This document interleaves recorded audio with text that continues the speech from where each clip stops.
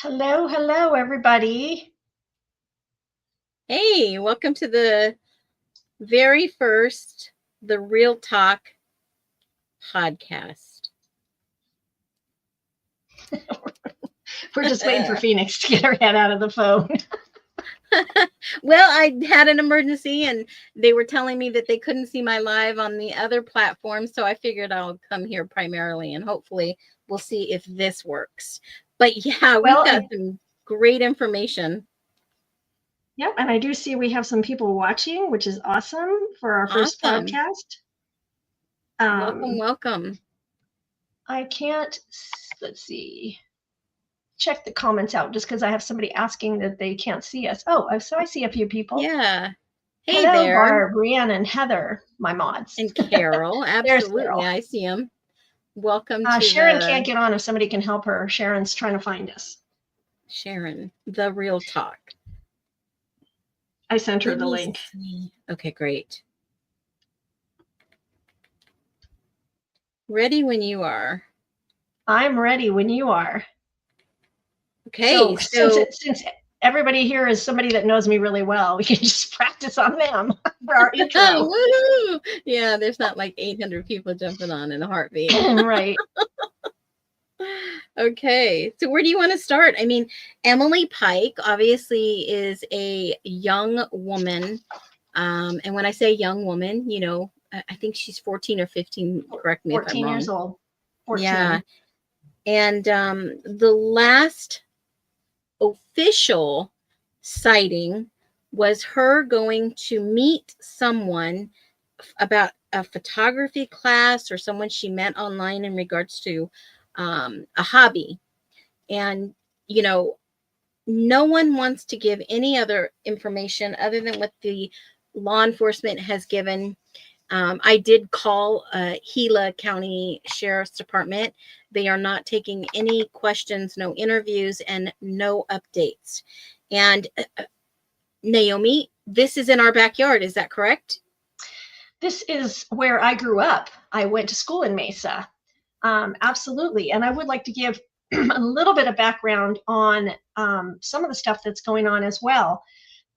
Emily was in a group home in Mesa, which is where we're talking about. And over the past 3 years, there have been 30 missing persons reports for this particular school. Now, that doesn't mean there are 30 kids that were missing. There were only 18 kids. A lot of them are running away more than once, including Emily, who had run away three previous times. Go ahead, Phoenix. Yeah, and that's to say, I mean, I have a little experience in group homes and the general culture of a group home. And, you know, she was in this group home because it had the resources that she needed. You know, at this age, our hormones are crazy. Getting along with parents is difficult, but she needed to be in this group home. It wasn't by choice. She needed to be in this group home to get the resources that she needed for her mental health issues. And one of the things that I want to say and preface this with Emily being of an Indigenous background and her tribe agreeing to this, unfortunately, you know, there's not a lot of things they can do to stop CPS. But here's what really boggles me. Knowing the process and knowing that the tribe has some say so, and the laws being very, how do I want to use this word? Being very careful about how they treat a case with Indigenous people. And the reason I say that is because obviously, if you're well known in history, they don't treat the law. The U.S. law does not treat Indigenous people the same as U.S. citizens. And the reason I preface that in saying that in order for the tribe to agree for her to go and get help is big. Okay, this is really big. And in this group home, like Naomi said, there was approximately 30 reports. The group has spoken up on this, but it's not 30 people went missing. 3 of those times is Emily leaving on her own. Her roommate and her friend that spoke out has a history of leaving herself a couple of times. So 30 could be 2 kids running away 15 times each. It could be, you know, 4 kids running around, you know, running away. Well, I did look it up and it was 18 kids. Yeah. It was 18 different kids. Yeah. So I mean, they have to treat each report separately. Right, and the school is being investigated by what is it, DCS. However, that's just standard. It doesn't Yeah. mean they did anything wrong. It doesn't mean they did or didn't. It's just standard. But what I was looking into today is that there is a group home on the tribal grounds, but Yes. they are only able to hold 10 to 12 kids. And so Yes. it was full. And so they had no choice but to put her off site. So that's why she was put in that particular school. Right. Right. Well, they had some options. It wasn't like, okay, you're going here. This, the parents Right. don't have any say. The tribe doesn't have any say. In this specific case, the tribe did have say so. If it was a U.S. parent, they would be like, we're doing what we need to do. Okay. Mm-hmm. So this was a joint effort. And they're talking about expanding that joint effort to get more resources and more funding and more money to expand that group home on the tribal land where they have this tribal group home. So there's other things in the work, but to reel it back just a little bit, who was Emily Pike and how did she get there? Right? There's so much speculation.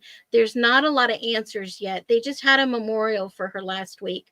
I think, they did her funeral. They had a gathering, and, they had her casket with her face on it.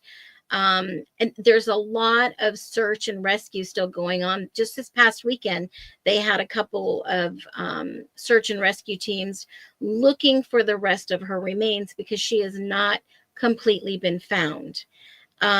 So and what is your opinion on whether the rest will be found, Phoenix? I'm just curious. I have my own opinion. Looking at this story, it's sketchy. The last person to see her was obviously this person that allegedly she met, and then she tried to find her way back to the tribe, and that's so far away from where she was, by the way. I mean, the distance was over 100 miles at the marker. It could have been somebody that she trusted and she got in the car with, and they took her there and out in the middle of nowhere. If you've ever been out there, this is truly out in the middle of nowhere. Globe is a really small town off of Highway 60 where she was found, that mile marker. There's nothing around for miles, nothing. I don't even know if they have CCTV or any DOT highway cams there. I'm not sure. This is the mile marker, guys, and they've used the red bloody looking hand for the marker. Even when they were out doing their walk, everybody had these on their faces for Emily. Yeah, and that's MMIW, right? It's a whole movement. I've talked about this. I've done some missing cases before, and MMIW is trying to bring awareness to the many Indigenous that are missing and unfortunately end up in Emily's situation. What I believe, in my humble opinion and speculation, is that she did get into a car with somebody she trusted, and either they drove her in the middle of nowhere. I don't think, in my humble opinion, hitchhiking at that age, I don't know if that's even capable, but I believe she met somebody she grew to know, and unfortunately they possibly had done this to her, and obviously the investigation is still open. Took her out in the middle of nowhere and left a portion of her there. And for those where of you the rest of her is, have no idea. So they found some walkers, people who were walking, found her torso in one plastic bag, and then the rest, her head and other body parts in another. Her hands and feet are missing. I don't believe they'll ever find them. At first, I thought the hands were missing because it probably had DNA. She probably fought. It probably had something on there that they didn't want to be found. I don't know why the feet would fit in there, but I don't believe they're ever going to find those at all. And I know the family wants to, so she can rest in peace. But absolutely, and the culture. I have a background, it's part of my heritage and my culture. And in order for her to truly rest in peace, they need to be able to have all of her. And it's spiritual. I just, I don't, we don't know. There's not been any release that she ever left the individual that she met. And this is off a little bit of a beaten path. It's not like you just pull up and dispose. Where she was found was truly in the middle of nowhere. A car could have drove up there, could have been walked. And 13, I'm sorry, as a teenager, I think her weight is pretty easy carried. But I don't think that, I really believe that this was somebody that she knew of, trusted, got in the vehicle with him. There has to be somewhere else that she's, the missing parts of her are. Will they ever find him? Probably not. I would be in agreement with you, Naomi, on that. And the only reason I say that is out in that area, you see vultures flying around all the time. There's a place out. Yeah. There's a place out there we love to camp and go fishing and hunting and doing some things. And there are vultures all the time around those areas, all the time. Hands and feet are easily to be, picked up and carried away by animals, animals on the ground, animals in the air. I don't think they will ever locate that. They don't have really any good leads other than, I know 10 leads they have of. And that's the end of the conversation of what's, there's no updates, there's no releases, which is odd because, typically you see some type of movement in a case, not just is this a cold case? Can we say that? No, I'm not on the case. I don't know. I'm no expert at anything other than a lot of age and wisdom and watching shows that I probably shouldn't watch before going to bed. But same here. yeah, wisdom tells me as a mother and a grandmother and working in the area of some type of past investigations, that there's not a lot to go off of other than some stranger that she knew, stranger to maybe her family and her friends in the group home. But then you got to question, how did she get to go meet this individual? How did she get there? Did they pick her up? Did she meet them at the gas station? Did she, group homes are pretty tight. They're not just going to let you walk out the door. So there was a distraction. The group home did say that she pushed her way out of the window and that the window screen had been pushed from the inside out. They also said something about a few days prior, some woman called and said not to worry about her and that she was with her mom. And so they called the mom and the mom said, no, I haven't spoken to her. She's not with me. I'm wondering, and you might know this because I don't, I looked, do they know who that woman was that called? It wasn't the mom. No, have no idea. But I went down that rabbit hole about a week ago, and there is a, I didn't even want to bring this up. It's just so unfathomable in our minds as grandmothers and mothers, and it rocked my whole world going down this rabbit hole. But there has been an ongoing thing in that area for many years. It's not new, and it could be part of a group that targets individuals, especially runaways and people on the street, homeless, that they go and they film what they do to these individuals, and these are sold to people who watch these types of things. So they haven't released any information if she was assaulted, if she was inappropriately, nothing of that nature yet. But with her being unfortunately unalive the way she was, there have been many other individuals found in this type of manner where they have dismembered people. And going down that rabbit hole kind of freaked me out, knowing that there are people out there that do these things for sadistic reasons. and they actually film this stuff, and then they sell these videos on the dark web, or this is an actual group of people who do these things.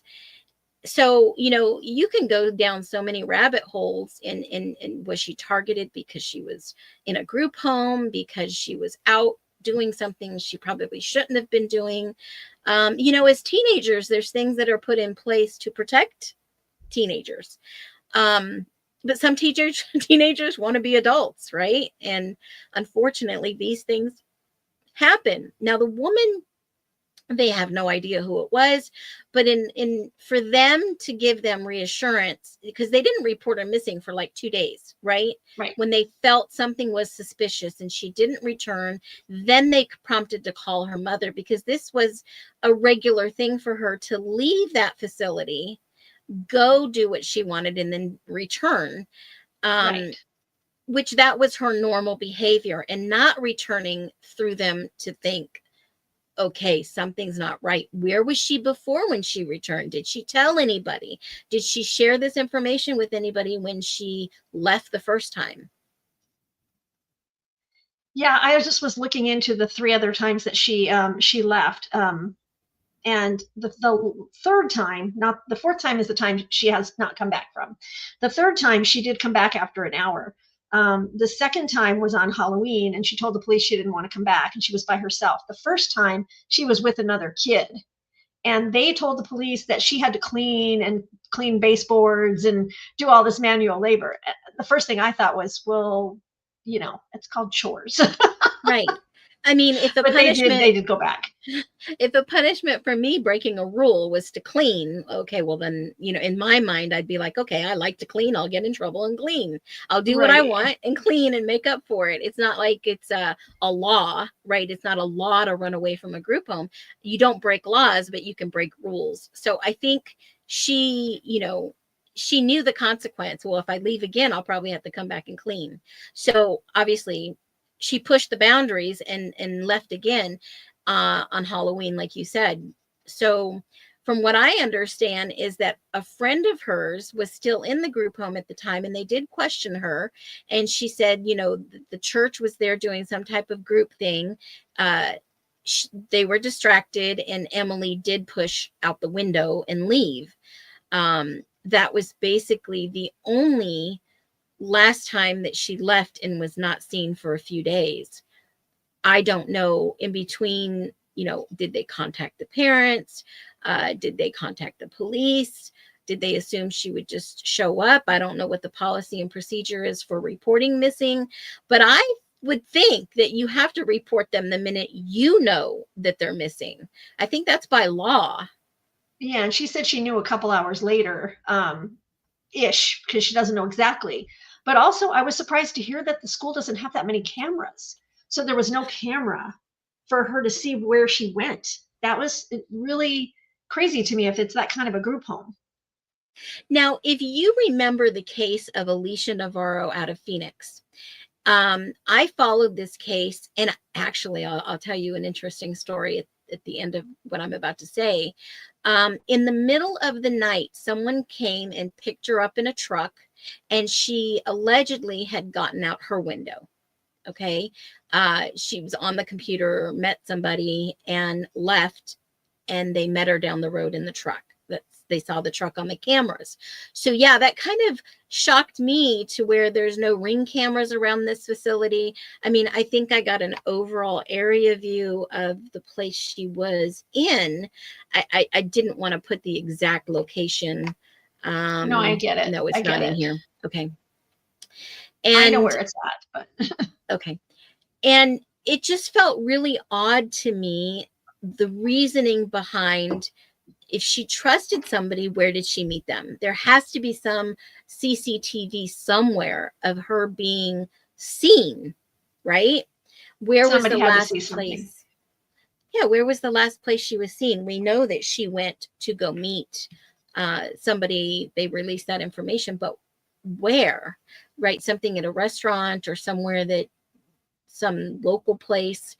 And in between that time and her being found in a matter of weeks, no other information, no release on nothing, which I find odd. I find that really odd. And in cases like this, you have to look at the bigger picture and think, what's the end goal? Well, the end goal is for the tribe to get funding, right? So they can build a bigger facility. But, the whole other portion of how they found Emily and the types of ceremonies that they've had for her since that finding of her body parts and not her complete, it's kind of kludgy to me personally. I kind of question, why would they be having a ceremony for her now if she's not complete? And it's basically for the awareness, right? MMIW is really prevalent in this area. Now, she wasn't the first. There was another young girl, Veronica, that had disappeared, Yes. but she returned like a year later, and no one has said where she was. Not anyone. But her Veronica Cruz, I believe her name is. I have to look at my notes. And she returned after a year. And I thought, I wonder if she knows where Emily may be. Nothing. It's weird to me because she's 14. Anything. She didn't tell any friends, nothing, nobody, anything. Usually they tell somebody something. Well, somebody had to have known that she went to go meet with a friend she met online. I believe it was online, or some hobby or photography class or something. That much was put out there. So whoever the individual that left her here, obviously, one, they can drive. Two, they're probably strong enough to carry her. And three, I'm wondering if she was targeted online. So those are things that run through my head in regards to Emily Pike. Well, I don't know if we're ever going to get answers, but it is scary that it was so close and that there's nothing. It's like she's gone and we found her body parts. There's no in between. Everything's missing. Absolutely. And, it's still an open investigation. They don't have any update. They did have 10 solid leads that they're investigating. And Ashley Holden, I don't know if you know who that is. I've talked to her a few times in regards to other cases. She's out in Phoenix and she covers most of these stories for the missing, and other stories too. But she's had some really good interviews with the tribe, with her relatives. And if you get a chance, you can Google Ashley Holden. She's got some really good videos out there, really good information. But Mom has been the word, just so quiet. Did she, Carol, that's a great question. Did she use a computer or a phone? Did she? I have no idea. They should know that information, but they're not releasing it if they do. No one has said definitively she would, used a phone or computer. Obviously, she had some sort of communication. Some. Yeah, she had to have. But they are going to have a hearing a couple weeks from now at the state capitol, and it is open to the public, where they're trying to get some kind of law, some kind of help for what's going on with the Indigenous people and also just in group homes in general. So I think it's a great thing for some people to go to if they're local here. So if you're in Arizona. Yeah, and the whole MMIW movement is basically a human rights crisis affecting the Indigenous. Indigenous women are, it's the culture, in my humble opinion. It's not just in the United States, it's in Canada. And, these women are being, addresses the missing, right? The missing and the unalived, the murdered women from different tribes all around the world, even, Australia, New Zealand. And it's a grassroots movement to raise awareness of having resources for the Indigenous women missing, to holding, the local community, city council, tribal, having meetings, conducting research and studies, grant information, studies that will provide funding law enforcement. It's the journalists that are involved, trying to bring awareness to sex trafficking, harassment, sexual assault, to these women that go missing and murdered, unfortunately. The homicide rate, if you do not know this information, the homicide rate for Indigenous women in Canada is almost 6 times higher for Indigenous women.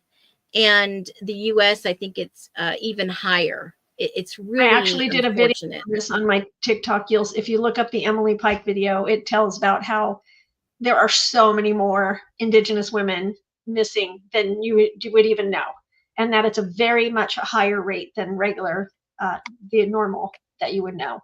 So yeah, I did a video on it, and it was crazy to me. I was like, wow, I had no idea. Absolutely. I mean, if you go and look at the statistics across the US, it is an all-time high. And why? Why is, somebody else said, I don't think I can handle this case, or, it's sad. It is sad, but it's not just for, because the Indigenous women, it's Emily is a teenager, and she clearly couldn't drive. She didn't have access to get herself out there. She relied on somebody else to take her there. So however she escaped from the group home, and whoever picked her up and whoever did this, is there a connection? Possibly.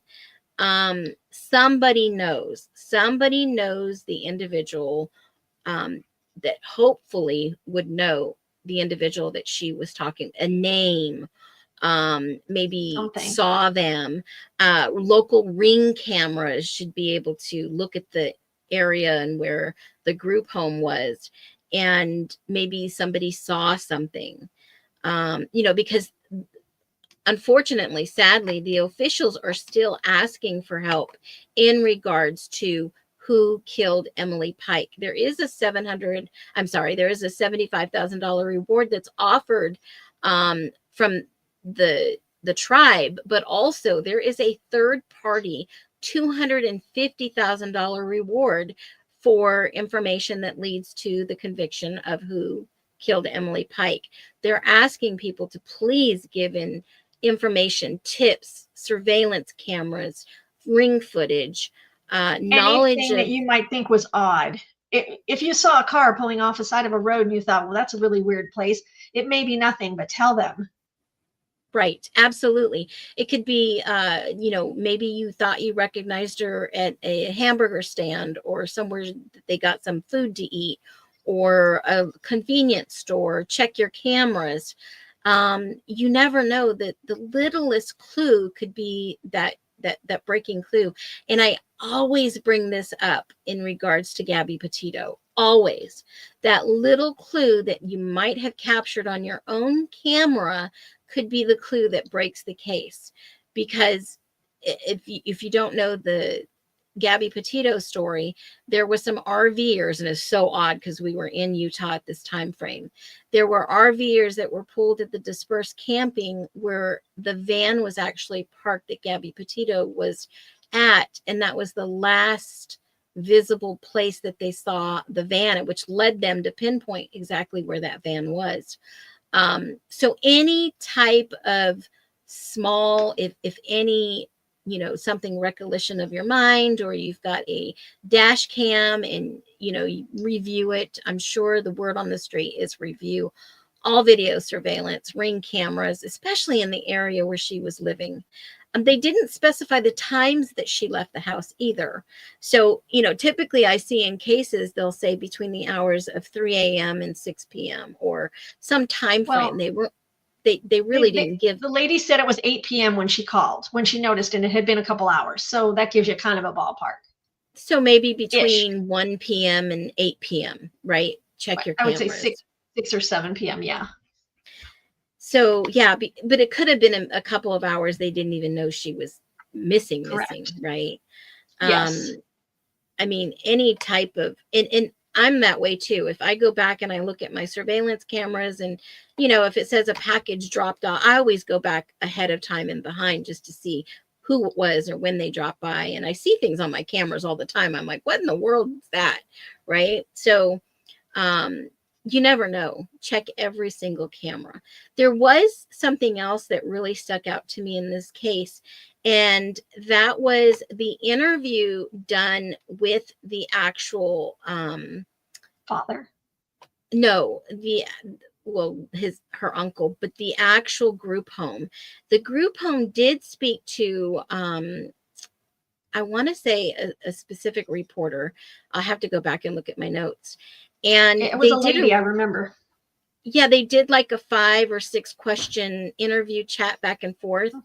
And they were, to me, it felt like they were standoffish. They didn't want to, they wanted to get information out there, but they didn't want to answer it. But the whole statement from the group home managing is they're very confident. The CEO did say they're very confident they will find out who did this to Emily Pike. So that only gives me hope that they have more information they've not released publicly, and they do have a suspect on their radar. I Let's am hope. hoping. This kind of reminds me of a case that where this guy crossed state lines. He disposed of his wife. Same kind of situation, and went back to his state. And the only thing that connected him was the type of rope that was used. So bizarre. Okay. And the type of PCNR DNA they were able to use. So that does happen in cases like this. In case there was anything left behind, hopefully they will find something that leads them to Emily I Pike's mean, they have to have an unaliver. idea of the instrument used by the way it was cut or sawed or whatever you want. They have, I mean, that's what forensics is, right? I mean, they got to have Right. something. They're Yeah. just Any not type giving it of away. information, any type of um, they have tool experts. That's what they call them. Mm-hmm. Whether it be ballistics or tools, I'm sure they've had to use some mechanism of a way to saw or cut. So absolutely, and it's just so sad to see a teenager in such a distress already, and just, I mean, she was young. She had her whole life ahead of her. Yeah. Um, and whatever she was facing already was bad enough, other than this, right? So when you see a case like this, it makes you, really thankful. Hug your kids at night. Be thankful for what you have. There are other people that are in more of a struggle than you realize. And just to give them a little compassion and some grace, right? You don't hear about cases like this very often, especially where I'm from. And it just boggles my mind to think, how could somebody do this to another human being, let alone a teenager? I hope they find who did this. Absolutely, Carol. I mean, it's a scary world we live in, like you said. But will I think they'll find the rest of her? Probably not. That's my consensus. Me too. Yeah, and you make a great point that DNA, right? So there's not much information given. Was the body washed? Was it cleaned? Was it, obviously Burned. somebody who Yeah. did this knew what they were doing. I mean, you just don't go and do something like this the first time that you do this. Obviously, this person knew what they were doing, clearly. Which brings me to, that's why it's even more important to find this. I don't think this was their first time. I think this will lead Mm. to finding others. It's like a Jeffrey Dahmer thing, it's, you're going to find whoever did it did more than this. That's what You know, I that believe. that came across my mind when I started researching and looking and learning how she was found specifically. It crossed my mind that this individual's done this before. It's not a first time one and done. And it wouldn't surprise me if they live out somewhere in the area where she was left. Because typically, is somebody who does this will go back to the scene of the crime, right? It's, I mean, if you look at the statistics, that they're very close in the area.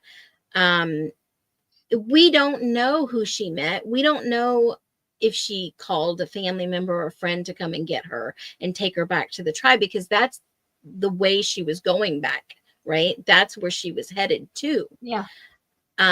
So whoever was there that left her there, I believe she knew. I really do. I don't think it was some stranger.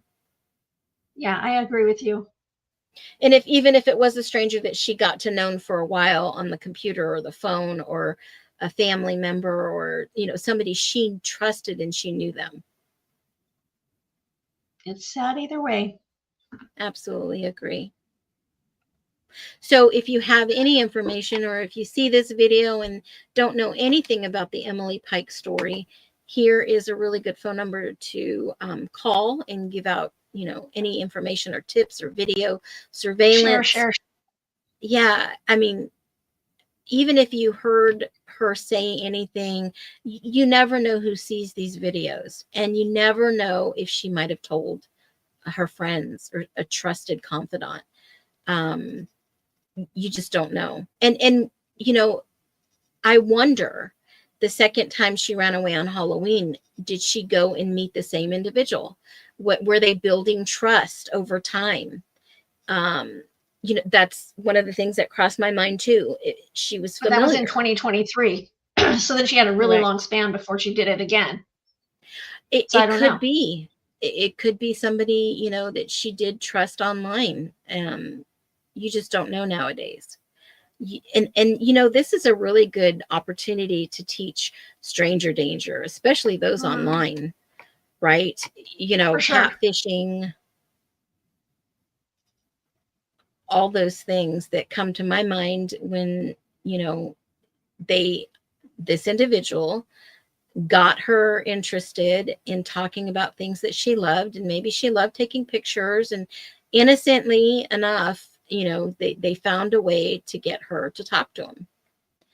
And that's what stranger danger is. I mean, we used to talk about it in grade school. Stranger danger, you don't talk to strangers.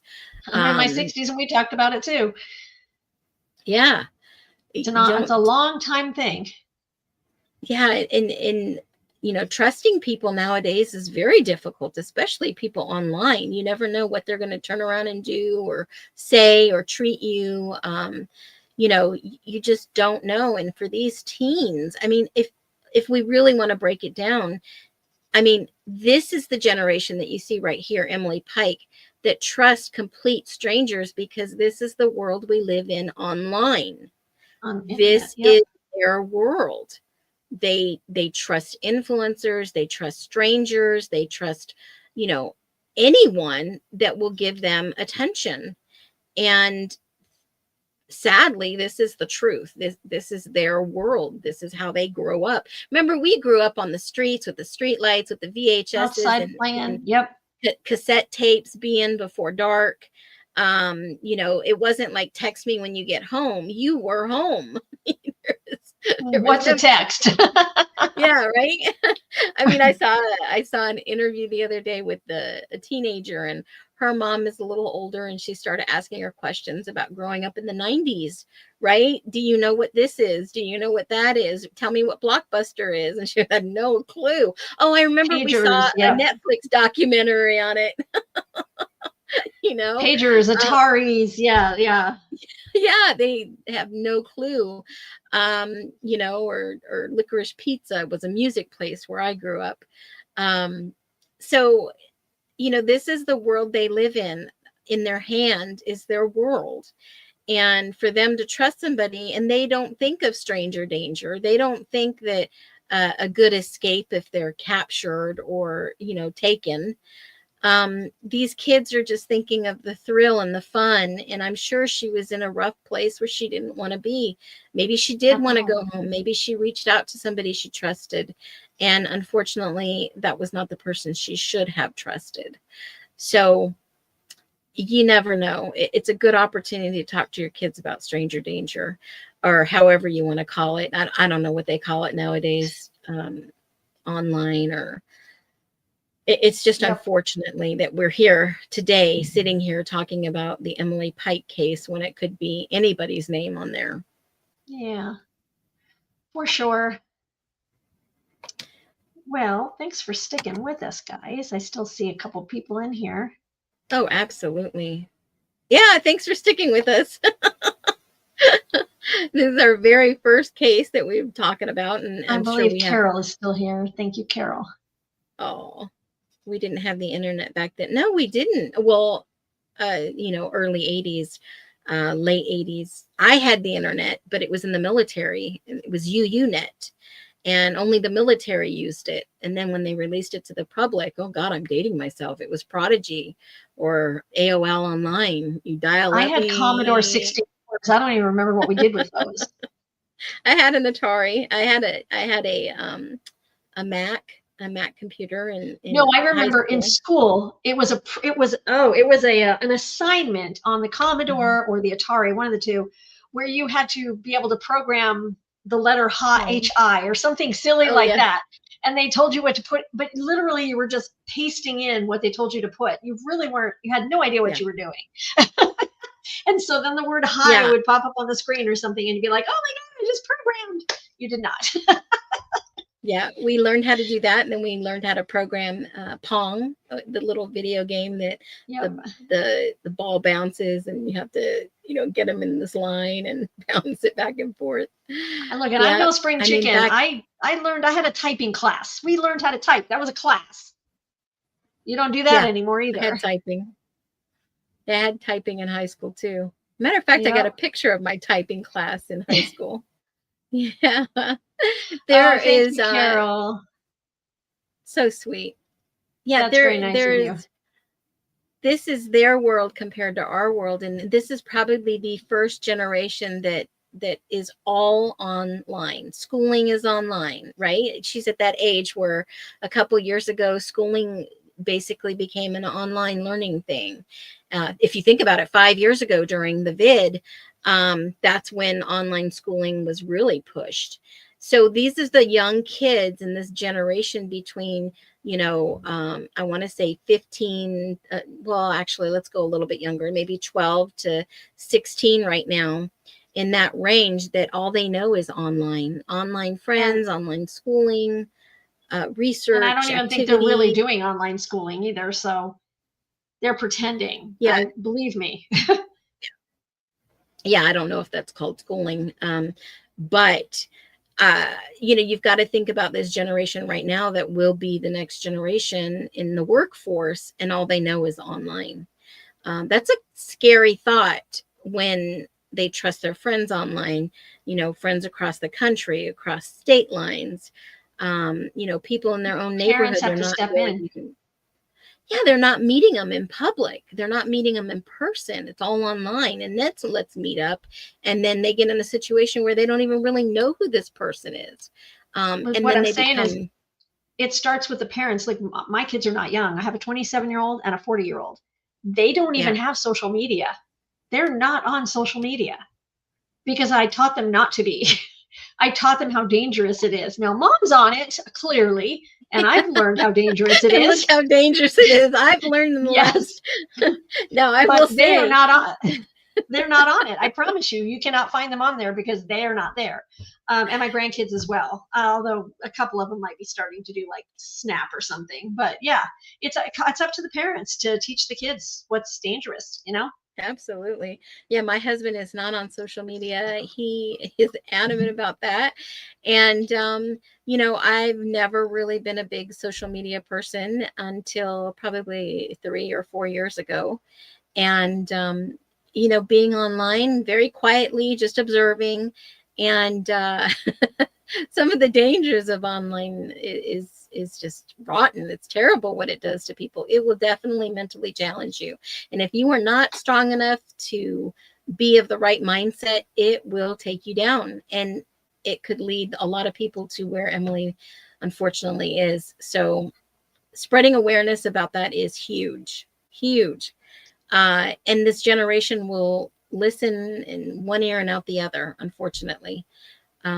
So, I do hope that Emily did share some information with her roommate or her friends inside that group home.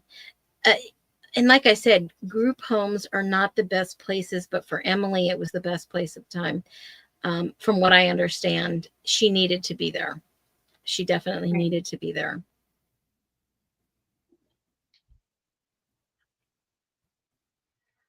Did you guys have any questions over there in the comments at all before we say our goodbyes? Carol's so faithful. Thank you, Carol and Barbara. She can finally see us. I just started seeing the comments on the left side. So we're new to this. We are practicing. You have definitely like that. Definitely stuck it out with us, and we appreciate that so much. And we're going to put this out on YouTube, and I'll probably put the link somewhere on my social media. But thank you guys, and we're going to come up with a schedule and let you guys know what the next time is and what subject we're going to do. And I really, really appreciate you guys. That's why I love you. You know that. And yeah, anything else, Phoenix? No, I think we did. I think we did a great job. I mean, for our first time at streaming, it's actually streaming. We did it. Hey, pat us on the back. Hey, no, I had to pat you on the back. That was all you. You connected the dots. It was a process. You guys, it would probably been more of a show if you had seen what we were doing. Like, I can't hear you, Phoenix. I can't hear you because my headphone wasn't in. Hey, us two old ladies will figure it out. All right, guys. We love you. Take care, and we will let you know when our next one will be. Yes, absolutely. Thank you. It is. All right. Well, Phoenix, until next time. Bye, guys. Take care.